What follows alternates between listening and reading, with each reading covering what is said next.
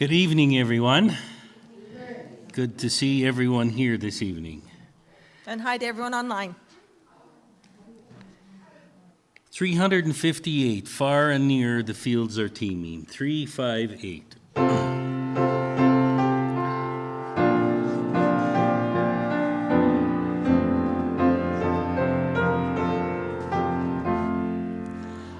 Far and near the fields are teeming, the sheaves of ripened grain. Far and near they're golden gleaming o'er the sunny slopes and plain. Lord of harvest, send forth reapers, hear us, Lord, to thee we cry. Send them, Lord, the thieves together, ere the harvest time pass by. Send them forth with morn's first beaming, send them in the noontime clear, when the sun's last rays are streaming, let them gather everywhere. Lord of harvest, send forth reapers, hear us, Lord, to thee we cry. Send them now, the sheaves together, ere the harvest time pass by. O thou whom thy Lord is sending, gather now the sheaves of gold. Heavenward with the evening wending, thou shalt come with joy untold. Lord of harvest, send forth reapers, hear us, Lord, to thee we cry. Send them now, the sheaves together, ere the harvest time pass by. 457.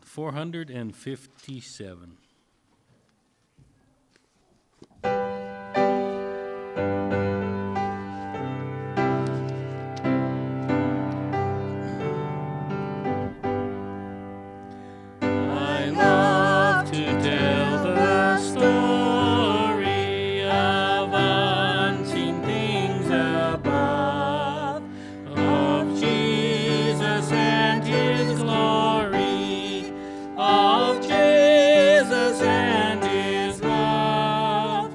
I love to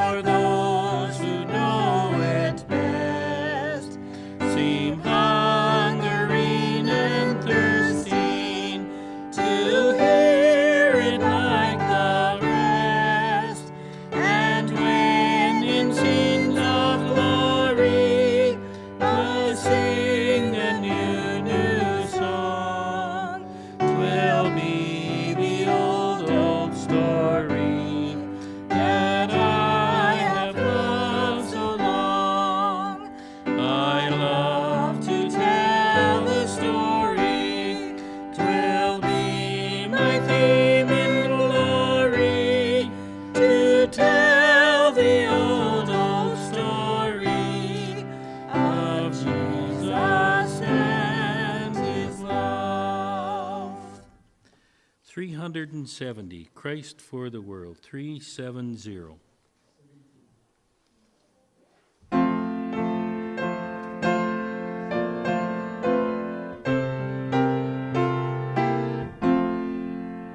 Christ for the world we sing, the world to Christ we bring, with loving zeal, the poor of them that torn, the faint and overborne, sin sick and sorrow worn, whom Christ doth heal.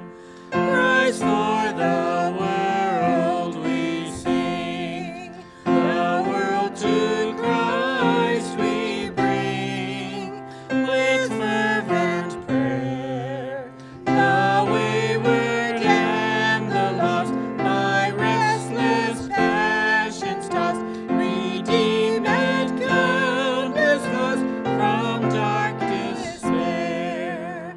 Christ for the world we sing, the world to Christ we bring, with joyful song, the newborn souls whose days reclaimed from error's ways, inspired with hope and praise, to Christ belong.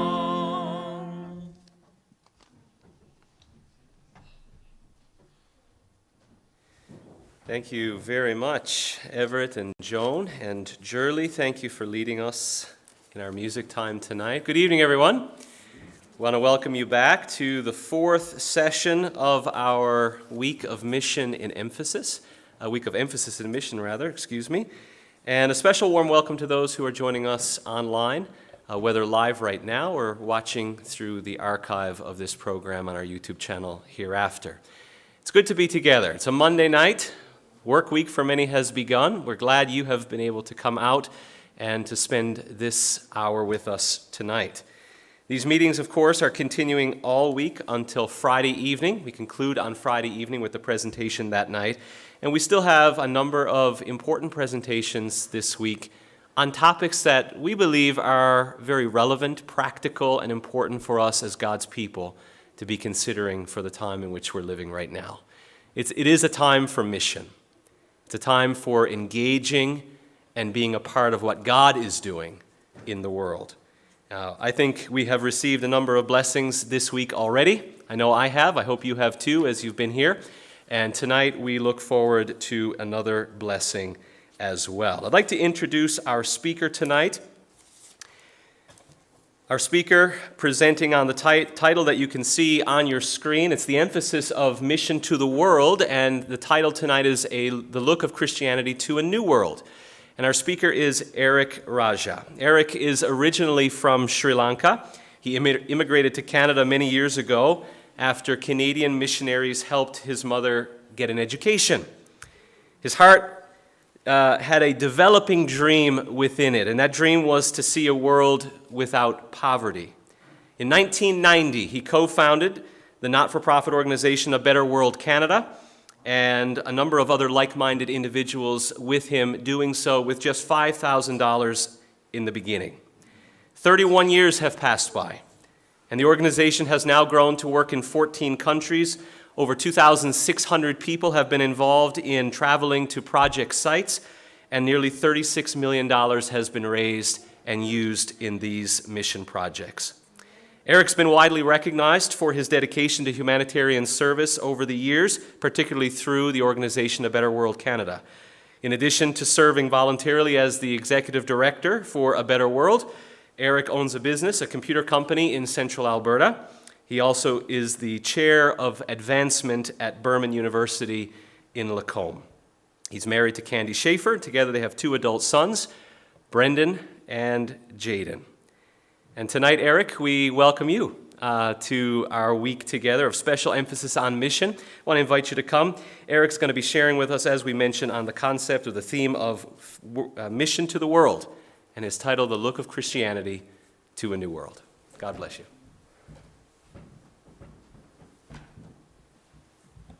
Thank you very much, Pastor. Thank you all for coming out this evening on a Monday night. The Oilers and the Flames are playing tonight, and in spite of that, you have come here. So I want to thank you. Actually, that's not true. They're not playing tonight. So thank you so much. Nice to see friends from my school days, to see my former pastor who's come to check up on me, and others of you that I have known for some time. I have a guest here today from Winnipeg, and Andrea is here, a former graduate. She's actually here to do some work for with a Better World, looking at possibilities. So I told her to join us for this very interesting series. I was quite intrigued by this idea that you have in your church. Rather than having the same boring speaker every night, you have a variety of different people to bring perspective. And Pastor Ron told me he had a great time here on Sabbath. Pastor Ron is the chair of A Better World, and he and I were in school together. And after he retired, he continued to be the chair of A Better World. So thank you once again for coming here. And I hope that I can inspire you in some way, not to brag about my story or my accomplishments, but mainly to see whether there is a way that we can reach out into the community by the things that we can demonstrate to a world that is not sure about Christianity today. What does that look like? What does Christianity look like to a new world? My parents and we immigrated to Canada, and as soon as I came, I enrolled in grade 11 at a school in Vancouver. I knew exactly what I wanted to do with my life in Canada. It's very simple for people who immigrate to Canada. There's two things: a good education and make money, because we come from very poor countries. It was clearly etched in my mind, what is it that my parents wanted me to achieve here in Canada because of the sacrifice they had made to bring us here. Very soon, I enrolled at UBC because I wanted to be in business. That was my dream. So I went into business, and one day I was sitting there in church, and some crazy people in my church came to me and said, "You should not be going to a university to take business. You should become a pastor." The last thing on my mind and the minds of my parents was to live a poor pastor's life for the rest of my life, because they had sacrificed for us to come. I'm not meaning anything, Pastor James. Wanted to make money and have a good education. But that burden was so strong by these church members in my congregation that I made my way to CUC. That's where I heard Joan singing for the first time. And I promptly registered in the theology program. Soon, several years rolled by, and it was graduation time. I was sitting in the College Heights church, ready to go and receive my diploma. I was confused, I was devastated, and I had no idea why I even came to CUC to get a degree to become a pastor. My name was about to be called by the then President, Dr. Matthews. Some of you know him. And my diploma was going to be handed over to me, and I was going to go back and sit in the pew with the rest of the students, not knowing what my future was going to be. Something happened 3 months before my graduation that made me question my arrival at CUC and my confusion that day on graduation. This is what happened. I'll take you into my classroom, which was on the top floor of that building, those of you who were with me in school. And my professor, Dr. Warren Trenchard, Pastor Brown, I think you know him. Joan probably know him. He came to class that day, and he dismissed the class about 30 minutes before its usual time. But he pointed to 10 of us and said, "I want you to remain in class." And he dismissed the rest of them. He came out in front of his desk and he said to these 10 students, "None of you will get a job as pastors." We had finished 4 years, paid a lot of money to get this degree, and our professor said, "None of you have been called to be pastors." Immediately, an argument broke out in class. The students argued with the teacher. "We were called by God. How can you say that you don't have a calling?" And an argument got really bad. People were calling him all kinds of names. And others were arguing that no man should say that you don't have a calling if God had called us to the ministry. I never said a word, not one word. I was so happy that I wasn't called to be a pastor. I was so happy, finally, God did not call me to the ministry. I could go and do whatever I wanted to do. And finally, God himself was speaking to me. After class, Dr. Trenchard said, he's still my good friend, by the way. He said to the class, "You can come and talk to me one-on-one if you're not happy with what I told you." Nobody in their right mind wanted to go, and I thought they were going to kill him that day.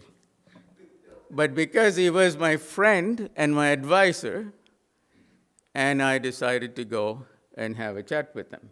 Something happened here on the screen. There it is. And Dr. Trenchard then talked to me. I don't remember much of what we talked, but I do remember these words just like it happened yesterday. He said, "Everyone is called to ministry. Everyone is called to serve. Not just the pastors who preach from the pulpit or go visit people, but every one of us has a calling to serve."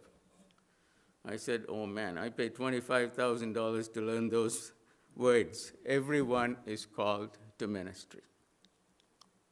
What did I do? I went on, worked at Berman, started my business, and as usual, I sit in the corner of the College Heights Church, and I was thinking about this calling. I did nothing. I absolutely did nothing. Every once in a while, I'll think about this discussion with Warren. Everyone is called to ministry, and I really did nothing. One day, it dawned on me, the Lord's Prayer. "Thy will be done on earth as it is in heaven." Our calling is to make this earth a little bit like heaven for the people that we meet and come in contact with. So I committed to my calling. And I didn't know what that was going to look like. But I envisioned a world without poverty, a world without injustice, a world without inequality. Seems like a big dream, a dream that could not be possible to achieve. But that's what I started thinking about this calling. So I went to the church and I said, I needed to turn my call into action. It's not good enough just be committed to your calling, but you have to turn your call into action. So I went to the church and I told them I'd like to start some kind of a program. Didn't have a clue.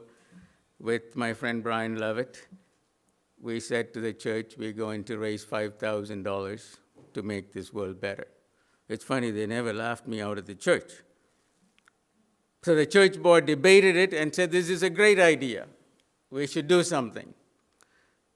Then one old man got up and he said, "The church is not in the business of helping others." And I was 30 years old. And he said, "We're in the business of preaching the gospel. We're not in the business of helping people." That irritated me, of course, when you're young. And the pastor was really disappointed, and they took a vote. And the church members said, "Yes, we agree, we're not in the business of helping other people."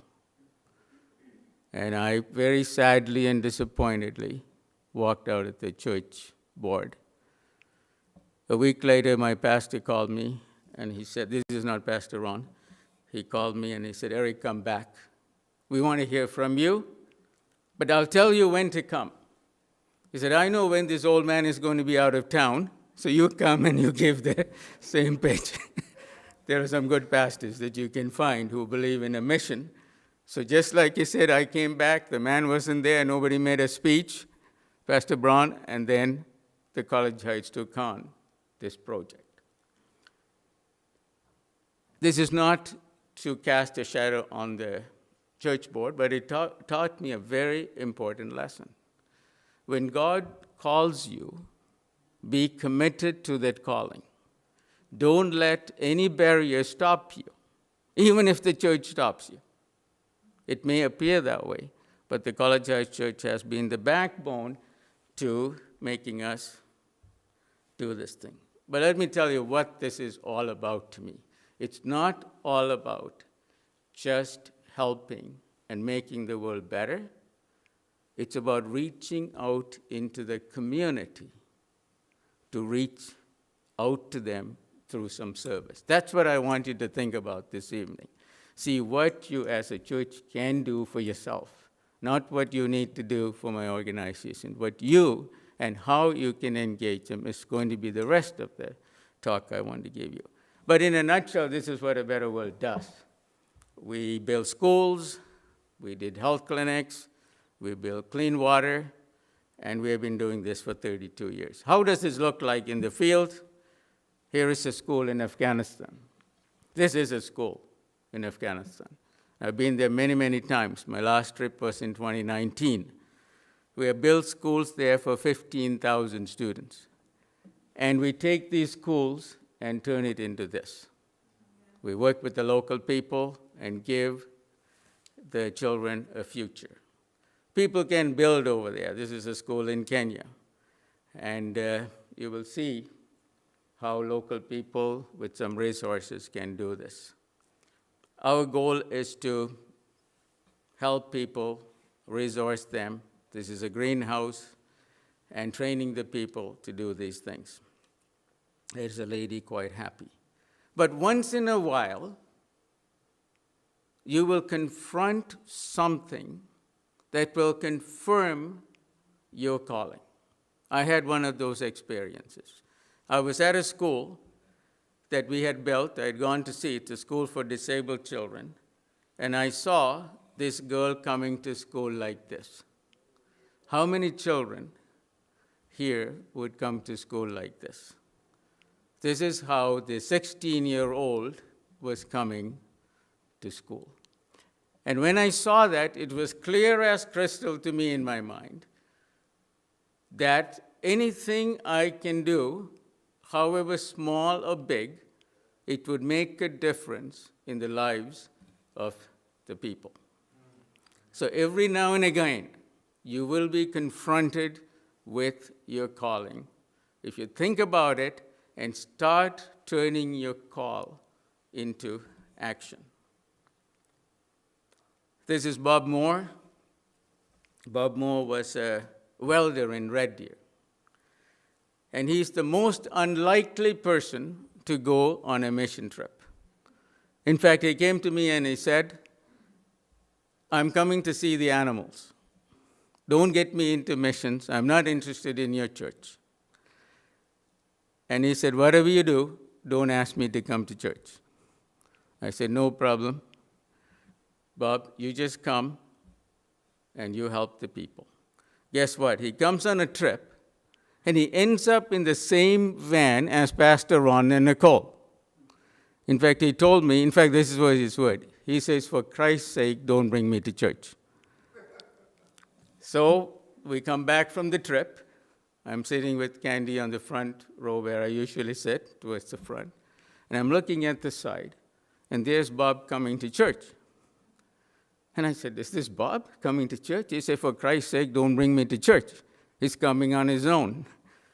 So I thought I better go greet him. So I went to him and said, Bob, for Christ's sake, what are you doing in church?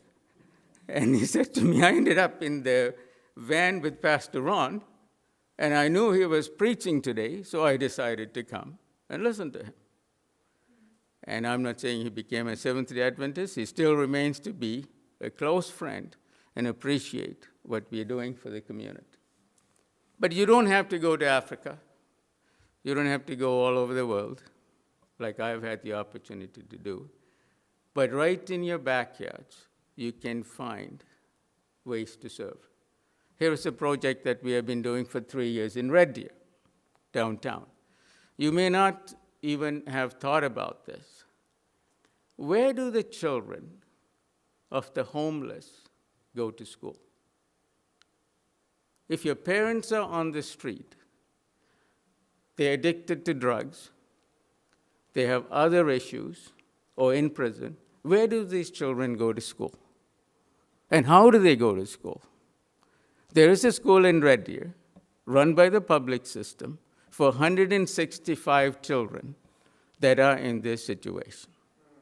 I just met with the principal last week, and this enrollment has gone up to 640 students over the 3 years. There's a perfect opportunity for us to make the world better for them. So there is opportunity that you can reach out. These students can come. I'm sharing these pictures with their permission. These children can come anytime during the day. There's a kitchen, they can get food, and the teachers are there. And we are funding some of their food programs and doing some tutoring for them. The idea is to not let them follow in the footsteps of their parents. And we want to catch them upstream before they fall into that. Without action, there's no credibility to our faith. We can preach all you want. You can say everything you want to say. At the end of the day, people will not follow you just by your preaching and your words. It has to go with action. I'm going to show you some examples of that. Then we'll open it up for questions in a minute. I think Barry Black, if you heard of Barry Black, he's a famous Adventist chaplain, very inspiring man. He penned these words, Lord, forgive us when we fail to turn our creeds into deeds. I think this is what Christianity looks like to the new world today. It's not about preaching. It's about turning your belief into action. It's easy to preach. I wish I had just read the Bible and never had to apply any of it. I would have saved a lot of time and money. But when you start applying it, that's when the world understands Christianity. So let's look at some examples. And again, I wanted to tell you, I'm not preaching to you in a sense of my accomplishments. I'm telling you what has worked for me in reaching out to the people and what does not work in reaching out to a new world today. Eventually, you have to turn your action into connection. So you have to be committed to your calling.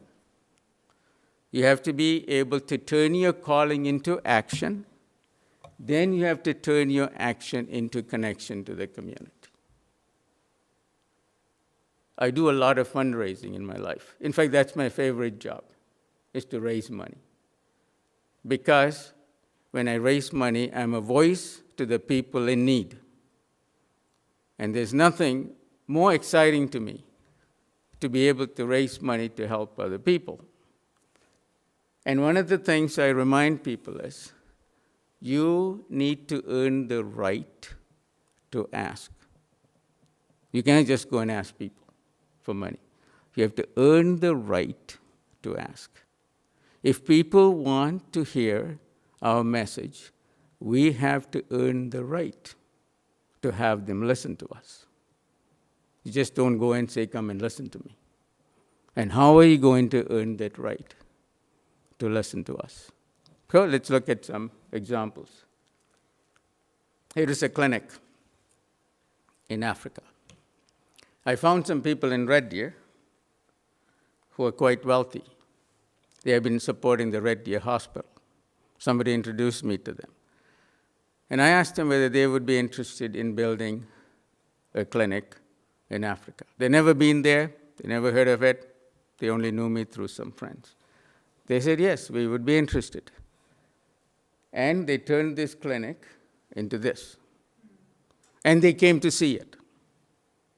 I earned their friendship by opening a door that was not available to them through other means. I'm going to meet with them this week about helping the school in Red Deer. Peter Lacey owns 52 John Deere dealerships in Canada. He had reached a stage in his life that he was looking for meaning and purpose to him. He was not interested in knowing about my faith at that moment, and he will never probably become an Adventist, but I was able to open his heart to giving and sharing in the community. See, that's the opportunity that we have in reaching the world. Dr. Como, we have a whole medical team that travels, none of them Adventists. My mission is to the people to reach out to their hearts first and get them involved in service. That's what we commonly agree on. Somehow, we think that the people in Wetaskiwin are laying awake at night thinking about what we believe. Do you actually believe that? I don't think so. If you believe, good for you. But that's not what people are laying awake at night thinking. What do these people believe? What they're laying awake at night, and these people tell me, we want to find meaning for our life on this earth. That's the gateway that we have in our churches and through our mission program. So Ray Como travels with me often, and these are Catholic people working in the Adventist hospitals, helping them, funding them. That's why I'm a little bit cringing sometimes when we preach about the Catholics from our church sometime, because these are the people that are helping us right now. And I will bring the message to them through my friendship and by earning the right to tell them about my faith. Until then, I will not talk to them until I've earned the right to be able to share what we believe. It's another doctor from U of A helping them, training the local people. Here's another physician from Vulcan, Physician of the Year for Alberta. He said, my church doesn't do any of these things. I like to come and serve the people with you. Whole groups of people travel with me. 2,600 people from the community have traveled with me on mission trips. These are the opportunities that we can open the door to getting to know them. This is Mike Gauchi. He was going to come tonight with Andrea and myself. His grandson got sick. He's a real estate agent in Lacombe. He joined our church, and at the baptism he said, what drew me to the church was your service to the world. And that's what we're looking for, to opening the hearts. This is Don and Roxanne Bell, the founders of WestJet.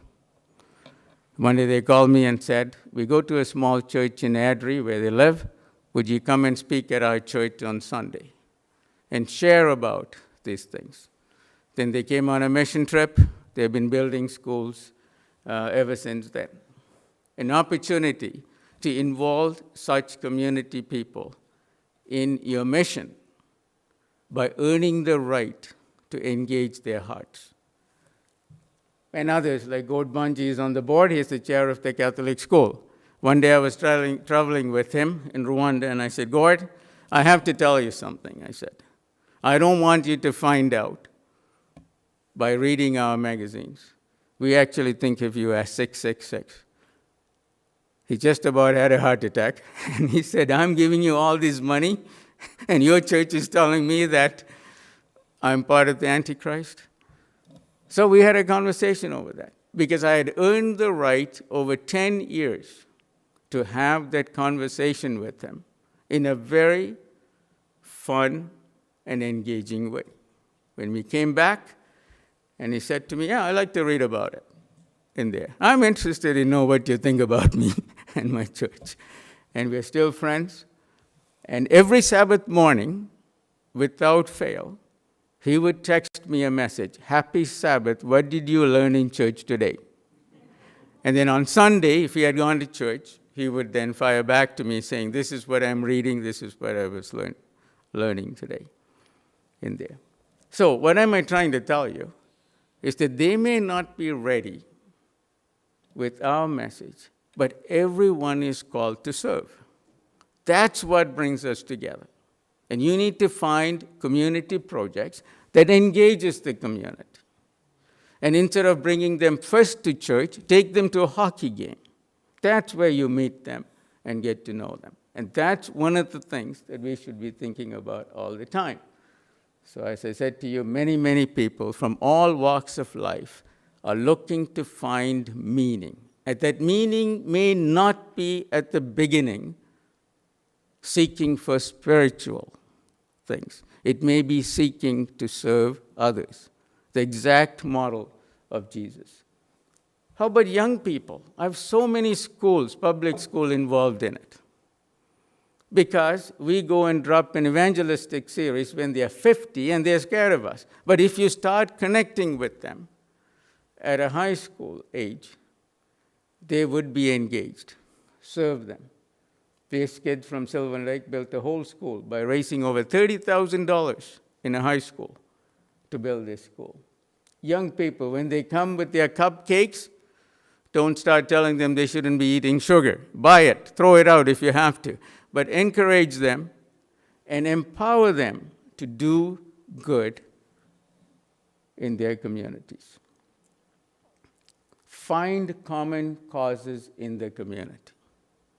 Causes that unite you and that doesn't separate you. That's how you reach out to people. And do it without an agenda. Don't have ulterior motives when it comes to helping people. And I often think of the 10 lepers. Did Jesus know that 9 of them would not come to say thank you to him? He did. And what did he do? He still healed them all. That's the model we have to be thinking about. Don't expect anything in return. It's God's work to work in their hearts. It's your work to draw them into service. Pastor Ron has brainwashed me with this quotation from Ellen White. He often tells me, I don't know whether he used it this Sabbath or not, he often tells me that we read this backwards. He says, we tell the people, follow me, then I'll tell you what to eat, where to buy your books, and so on. But if you read this carefully from the top, it says, Christ's method brings true success alone in reaching people. And what is that? You mingle with people first, and you desire their good. You show sympathy to their needs. Then you ask them to follow me. What we try to do is, follow me, come here, then I'll show you the rest of the thing. That's not the true method for success. So what did we accomplish in the end? Our goal is to have 75,000 students enrolled in the schools that we build.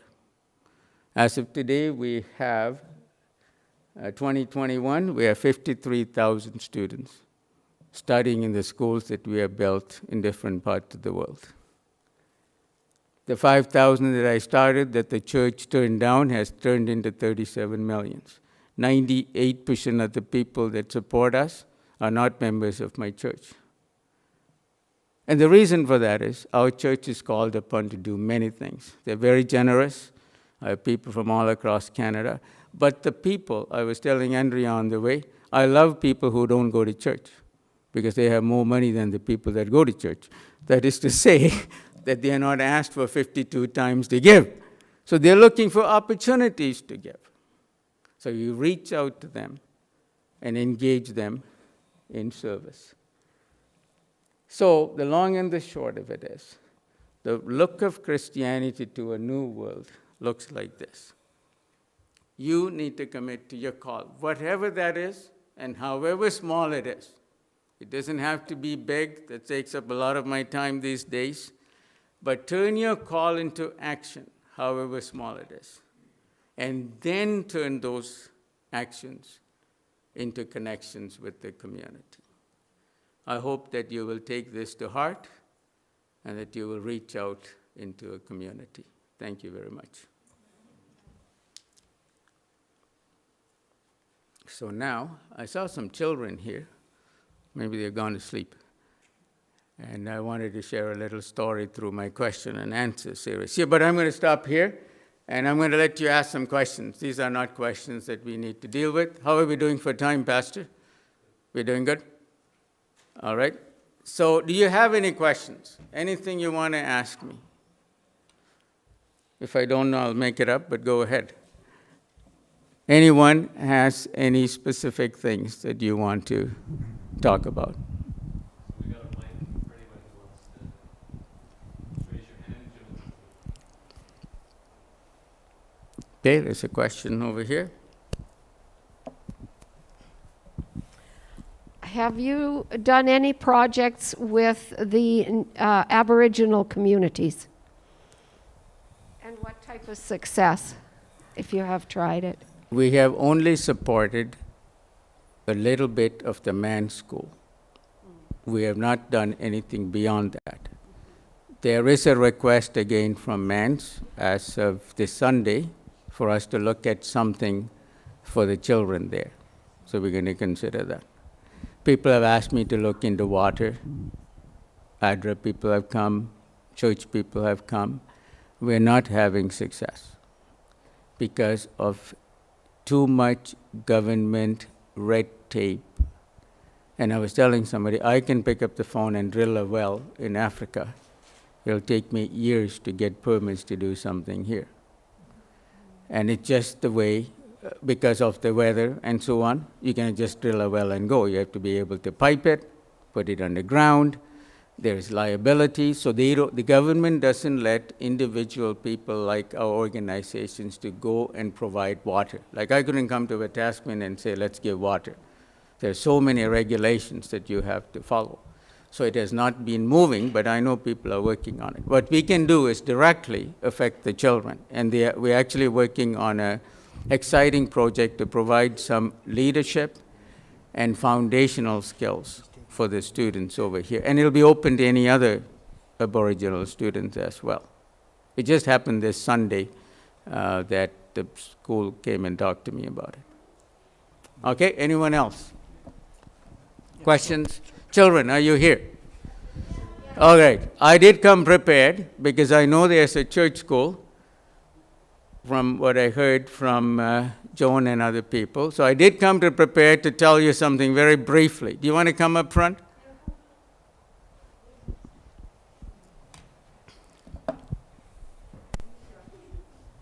Come up front. I'm going to ask you a question. Just give me a second. You can sit in the front pew, is fine, because I want you to see the pictures.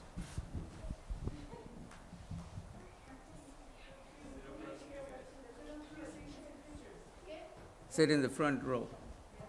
Man, it's nice that you guys came out. Wow, this evening. Can you read that?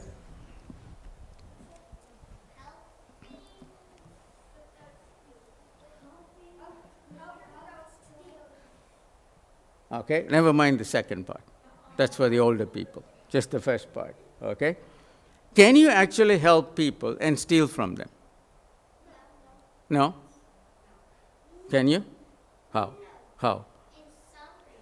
How? Okay, that's a good thing, right? You can take and throw it away.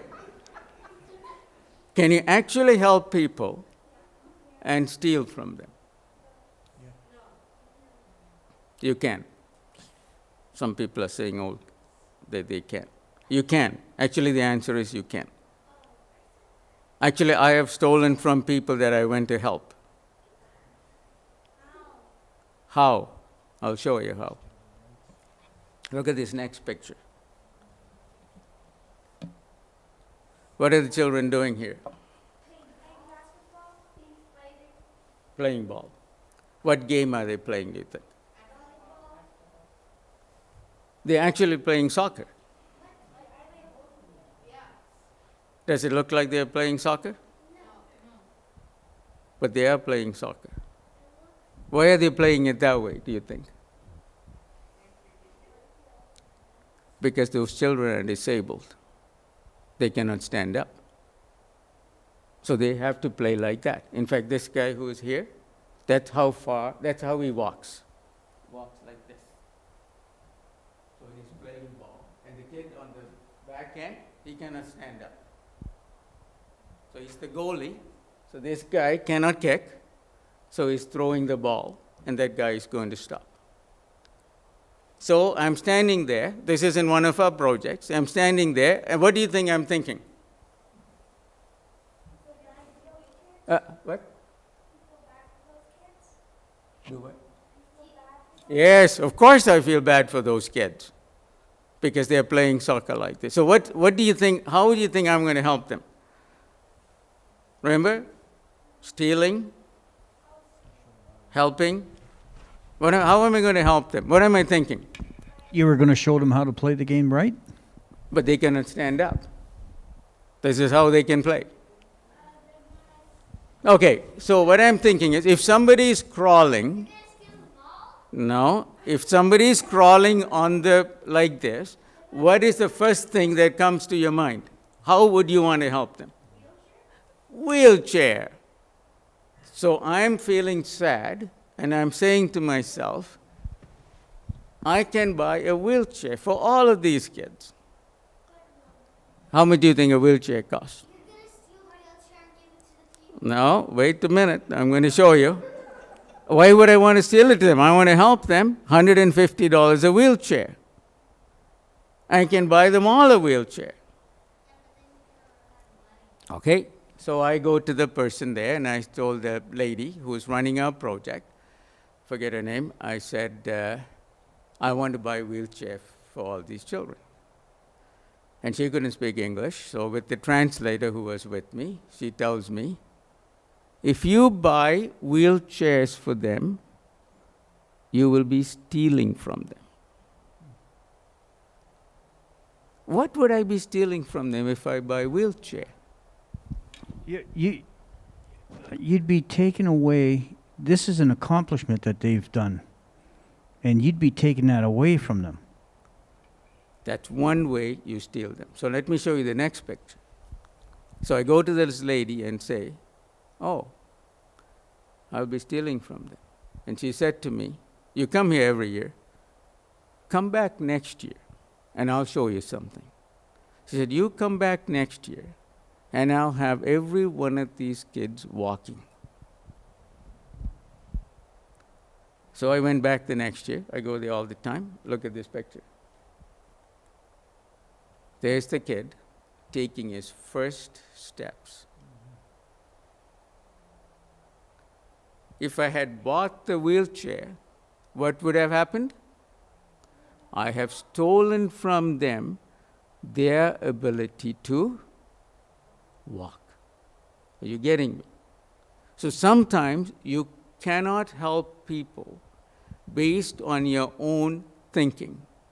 You have to find out what their needs are and talk to the people. So if your mom carried you every single day from the day you were born, would you have learned to walk? Exactly. Right? That's what I talk about. Yeah, exactly. She can only carry you for so long, right?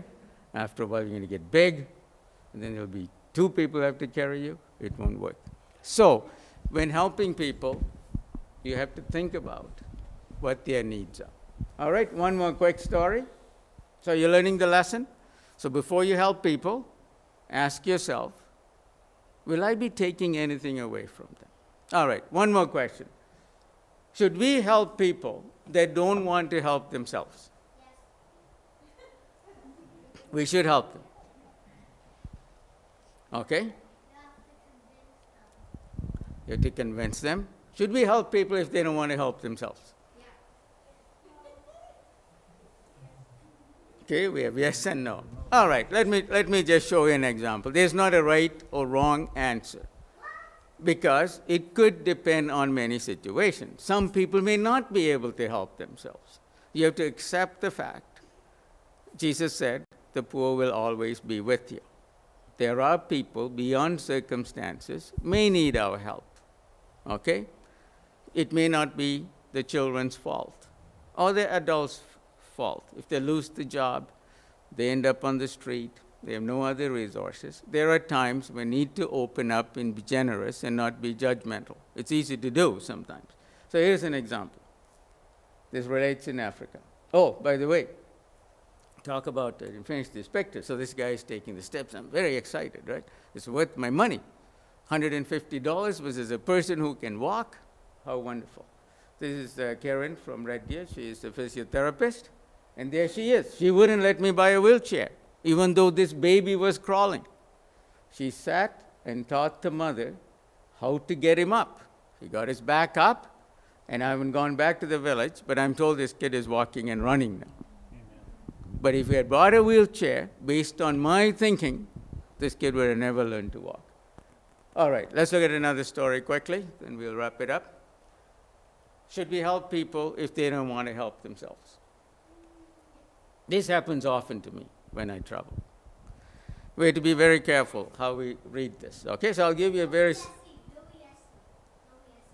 Yes, it's both ways it can work. I'll show you one example. How I said no, and then how I said yes afterwards. All right, so I went to this place. There are some visitors from Red Deer who travel with me, and this man standing over here, he is telling them, we have no water in this school. There's like 700 students. There's no water. Do you have water in your school? Yeah, you can go to the bathroom, flush the toilet, right? So there's no water. So this man is telling these people. That lady is actually crying. She's looking for a Kleenex. Maybe her tears would give some water. But whatever it is, she was sad. All these people were sad. Their first time traveling with me. I'm also there. But I was listening to this story, and I decided to walk around the school. I'd been there to this school many times. So I said, this is not right what he's saying. He's saying they have no water, and I remember giving them water, or something to get water. So I walked around, and this is what I saw, which they didn't see. I saw 2 water tanks that we had given them. One is sitting under the tree. How much water can you collect out of a big tank that's sitting under a tree? Huh? Nothing. Right? Where should it be sitting? Gutters, you collect water. But look at this gutter. Would water go into that hole if it rains hard? No. It'll come right through here. Right? A year ago, A Better World gave these tanks some of your money. I come back, and the man is asking for money for water, and there is this tank sitting empty. What would you do? What would you do? Would you get angry?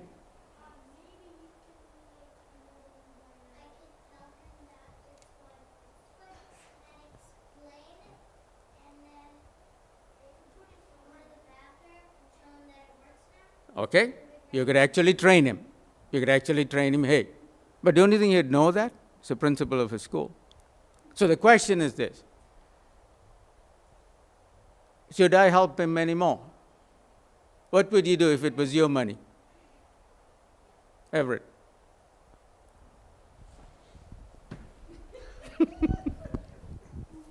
This is not a trick question. Are you sleeping? All right? So, I could have walked away. Forget you guys. You wasted my money. I'm angry. I paid all my trip to come here, and you're lying to my visitors, asking for money for water, and you didn't even use the 2 tanks that I put up there last year. Get lost.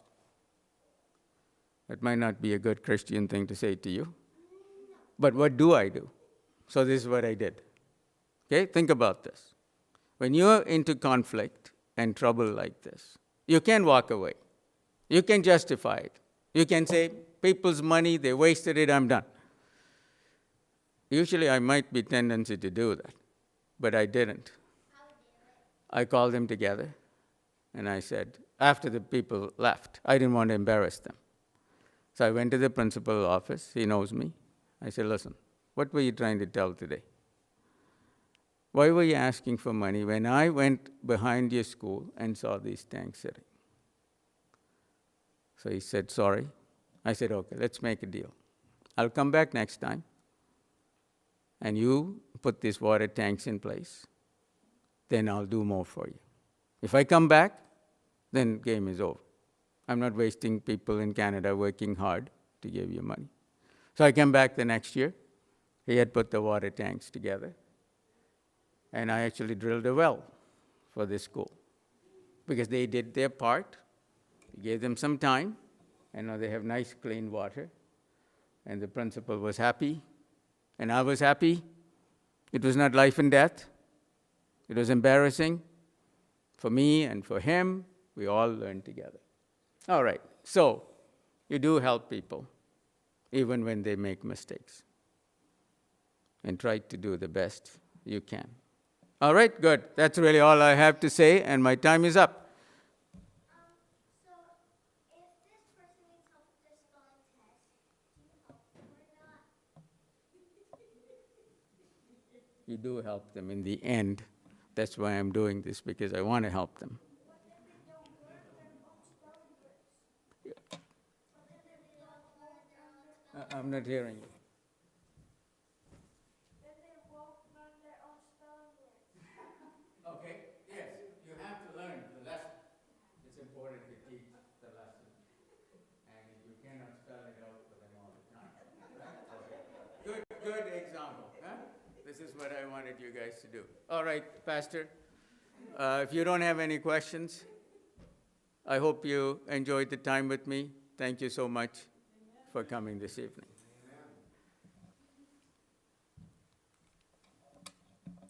I'll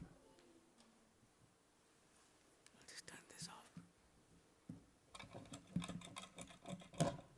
Okay, go ahead. Thank you so much, Eric. Quite a few things to think about presented to us tonight. One of the questions that we didn't have time to get to tonight, that would have been a discussion question, I'm going to share with you as a thought question to go home with. And that is, and a question that Eric had prepared to share among us. Are we scratching where it's itching? It's a pretty probing question when we stop to think about what we are doing in our individual lives, our individual ministry, our church community ministry. Are we scratching where it itches? Yeah, we know how to scratch where it itches, right, kids? Like when you get that itch, you scratch it. Oh, nothing's itching right now. Some things are, so we scratch them. Well, in our community around us, where is it itching? We have a couple of things that Brother Eric has challenged us with tonight. We've been challenged to be committed to our calling. It's important for us to know what that is, isn't it? So we can commit to it. We've also been encouraged to remember that action gives our faith credibility. That's pretty important. How are we giving and showing that action? How are we leading people to trust us? Those are pretty probing questions, and I appreciate them, Brother Eric, sharing those with us through the experiences of your work overseas, many other places, calling us to look at our own local community in a different light, and the people around us that may need us in ways that we haven't paid attention to before. So thank you for being here with us, and thank each of you for coming out tonight and sharing in this time as we've continued to focus on mission. Tomorrow evening, I want to encourage you to come again. At 7 o'clock, we are going to be sharing in the conversation, the discussion of mission to our youth and young adults. And we'll have Dr. Lyle Notice with us from the Alberta Conference Youth Department. And we'll be looking at that question of ministry and mission for and among and with our youth and young adults. May God bless you tonight. I'd like to close with a word of prayer and ask God to take these thoughts that we've heard tonight and challenge us with them some more so that we can find our niche in ministry for Christ. Let's pray. Heavenly Father, thank you so much for the opportunity that we've had to be able to hear tonight and be challenged by the questions, by the thoughts, by the experiences that you have blessed Brother Eric with. And we want to ask you, Lord, that what we've heard would stay with us. The challenges, the motivations we've received would stay with us. And Father, that we would be able to see with new eyes the needs around us, that we would be able to look at the people around us with the eyes that you have for them. Help us, Lord, to follow the method of Christ, to mingle and to win confidence before we try to lead them to decision. But help us, dear God, to earn the right, as we've heard tonight, earn the right to be able to share, earn the right to be able to open up about what's important to us, namely our walk and our relationship with you. So give us that faith to trust you. Give us those opportunities. May we walk through the doors, dear God, when you open them before us. And may you bless the ministry that each of our members in this church seek to do for you. And may you bless our work in the community around us, because we want to do it for your honor and your glory to reach the people that you love. So help us with this, we pray, dear God. Guide us and direct us and keep us until we meet again tomorrow night. In Jesus' name, amen. Amen. God bless each of you, and thank you to those who have joined online. I believe tonight is our largest online audience, and so we're grateful that you've been with us. God bless you. We'll see you tomorrow night.